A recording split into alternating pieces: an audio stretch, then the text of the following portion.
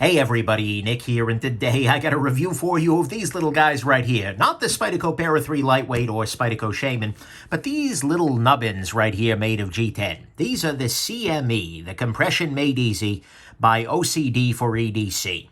So before we go any further, though, I want to thank OCD4EDC for sending these little nubbins along with the little kit to install them along.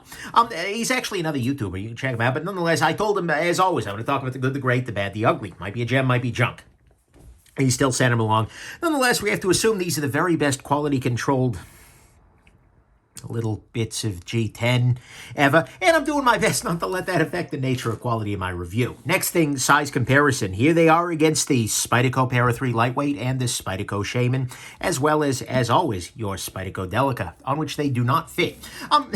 Next thing, this is going to be a quick review, because it's going to be super weird, right? I generally review chunks of G10 with knives attached, not these guys, but the basic idea behind this. So like I said, OCD4EDC is a YouTuber with a great name, actually, but it creates these little guys. So these little tiny chunks of G10, and they are attached actually using some cyanoacrylate glue, otherwise known as super glue, to the compression lock bar. This is an unmodified Spyderco Para 3 Lightweight. The only thing that's gone on here is I stuck this little dude to the end of it.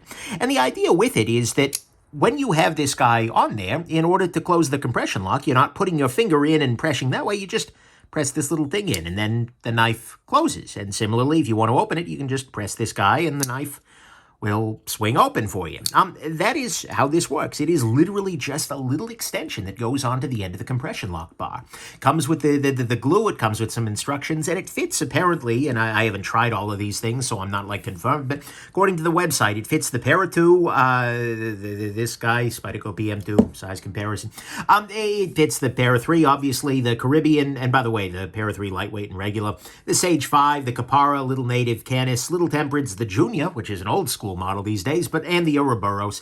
And then they have a special version for the Shaman. And that's important because the Shaman has this little nubbin which actually ends up sitting underneath, like in the area here. It kind of comes up into here. And so you need to have one with a cutout for the Shaman nubbin, which is not a sentence I ever expected to utter, but here we are. Anyways, so there you go. That's what we've got here. It's this little piece of G10 that extends the bar. And so that's a little hard to review, but I'm just going to give you my thoughts and talk about what I like and what I don't like so much. The good side, to start with, the installation was really easy, right? Gave you a little spacer, gave you a little tube of CA glue, just good old-fashioned crazy glue style stuff, and you put it on there, you hold it on there, and took about like 2 minutes to install, each one of these guys. Very easy, very straightforward. I didn't glue myself to myself, which is beautiful. No complaints there. It's also very secure. My first thought when he said, oh yeah, you just glue it on there, it's like, really? How's that gonna go? This is, yeah, I don't believe you, but actually it turns out it works really well. I've actually made kind of a conscious effort to really mess with this, to provide, put force on it this way, and really to try and break these guys off, and I haven't. I haven't been able to. The CA glue, and by the way, I didn't do all kinds of crazy fancy prep or anything like that, just like alcohol pen. It's on there. It's sticking right with it. And so that's just a beautiful thing. I haven't gotten in there with like a screwdriver or a pry bar or anything, but there is nothing I've been able to do with my fingers that would break this guy off, and I've been doing my best. So I appreciate that that's on there pretty securely. Next thing, both of the knives I've tried these on have fit very, very well, right? I tried it on the Para 3, tried it on the Shaman, both of them work well. So that's a beautiful thing. It's also pretty well sized, right? I think that they've done a good job of making these the right height, such that it sticks up right. It's pretty much flush with the scale when the knife is closed, and then when the knife is open, it's only very slightly further up above the scale, and so it's very easy to get to, but it's not very easy to accidentally hit, and the positioning of it means that this is kind of in that gap where your hand would go. So I'm not actually certainly on the Para 3 Lightweight, there is no touching this, even if I'm grabbing as tightly as I can. I'm not hitting that guy. On the Shaman, actually, it does still stick up, and because of these contoured scales, it sticks up a little bit more, but if I really grip down on it, you can kind of touch it with the inside of your hand there, but it's a very good job. You feel that it's there, but it's not really a problem. So I appreciate the fit on there. That's pretty good. They're also pretty well sized. They're easy to hit, but it's, and frankly, a little easier than getting your finger in there and pushing this guy over, but it doesn't add a hot spot or anything like that, and it's not straightforward to accidentally hit it, which is good. Next thing is this takes that Shaman nub out of the equation. This little piece of the Shaman here bothers a lot of people, and frankly, with some justification, right? Oh, actually, it looks like if I look in here with a flashlight, you're going to be able to see the little cutout in the CME for the Shaman nub. Yeah, see right down there, there's a little hole in that for the Shaman. And that's why this has a specific model specifically to accommodate that nub. But what that means is that for people who have big fingers, the Shaman has often been annoying because that nub actually hits their finger. It bumps their finger out of the compression lock area, whereas with this guy, you don't feel that, right? You can close it, and it just closes, right? It goes right into that little groove, which is a beautiful thing. It also works really well, right? It makes the compression lock even easier to use. I don't find the compression lock to be onerous, particularly, but then again, I can see there are people who might. I'm a right-handed person. This is in many ways what the compression lock was designed for.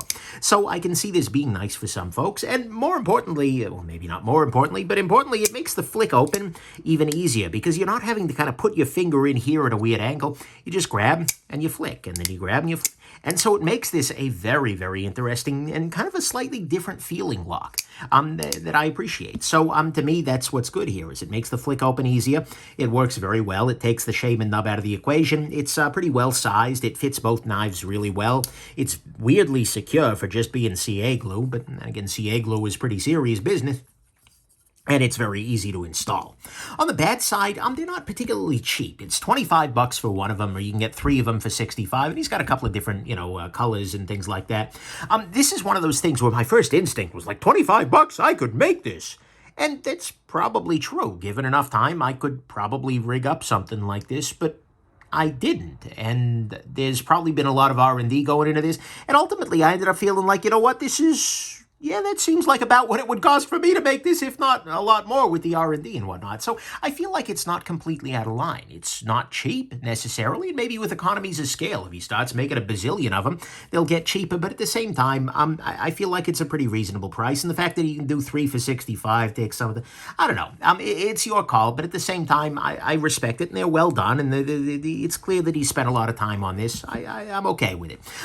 Next thing, you can actually feel this guy. And definitely, if you are gripping the knife in a way, in a very strong hammer grip, actually, the only time that you can get a little bit of play is on the Shaman here. If you go into a strong hammer grip, which tends to tighten your hand a little further down here, you slightly disengage the compression lock, and that can lead to a little tiny bit of, I'm not going to call it, I mean, it is blade play, right? The blade moves back and forth a little bit, but that's because you've moved this a little bit further that way, and it's no longer fully engaged at its open point, and so the knife no longer locks up completely.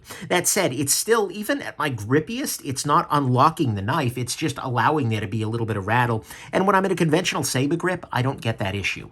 So it's a little kind of a detail, but it could lead to some play, more specifically on the Shaman, in more specifically that hammer grip. And then finally, on the bad side, it is not a crucial thing either.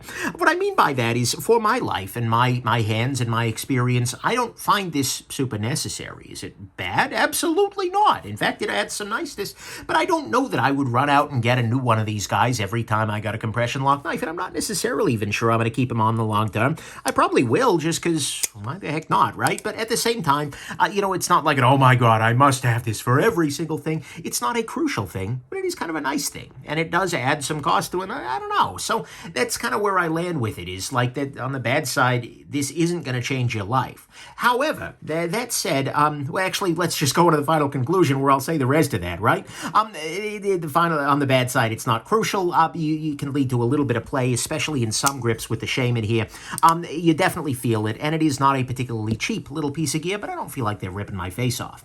On the final conclusion front, this is actually a neat little idea, right? It was one of those things where, again, it's like, oh yeah, I could make that. I'm like, yeah, but I didn't, right? It's done pretty well, and it works pretty well. This is a smart little thing. Like, of course you could do that. That would make some sense. It is, like I said, absolutely not cheap. You can feel it a little bit. You can touch it if you're gripping really tightly, and it's not going to change your life, but at the same time, That's probably because I'm the ideal case for the compression lock as it stands, right? I'm right-handed. I have full command of my musculature, so to speak, and I have relatively small hands. And so all of those things make the compression lock really good for me. It's very easy for me to come in with my relatively small fingers and do this and then, let the blade close. And it's not, my fingers aren't going to be contacting the nubs. It's not going to be a major issue for me. But for some people, it could be. If you are a person with gigantic fingers, where getting into that little groove, like it would look like here, is not going to be straightforward, then this might actually be of a major help for you. If you're a lefty and you have trouble getting in there with your thumb or with the side of your index finger, then this could be definitely helpful, because as a lefty, I can grab in this lefty, and I don't have much skill with my left hand, but it's very easy to do that lefty with my bad left hand relative to, it's about the same as righty, which is good. And for folks, the other big thing is folks with fine motor issues, right? We're getting in there and doing exactly, if I've got my para 2 locked open here, if I get in here, this is very much a fine motor thing. I'm like hooking my finger in here and going like that. That's not going to be ideal, whereas something like this is much easier. I'm just putting my finger up against this, and then here, I'll just put my finger up against this and then put it back in there. I can see that being an advantage. So this is a thing, the CME that is a thing that I don't need. It's a nice thing to have on there. I don't mind it in there, but it's not a thing that I need. But it's nice that it exists, because I can think that there are people who really could need this, where this really could actually make a major difference for them, and it could make the compression lock a much nicer thing for them in their life. So that's the reason I decided to do this video, not because I think it's great for me, but because I think it could be great for somebody else. And in that case, for those people, this will absolutely be a gem. Otherwise, hey, it's a thing that exists. Try it, not, $25, whatever. It's a cool idea. So anyways, thanks very much, OCD, for sending these guys along. And have yourselves just an absolutely wonderful rest of your day. Bye now.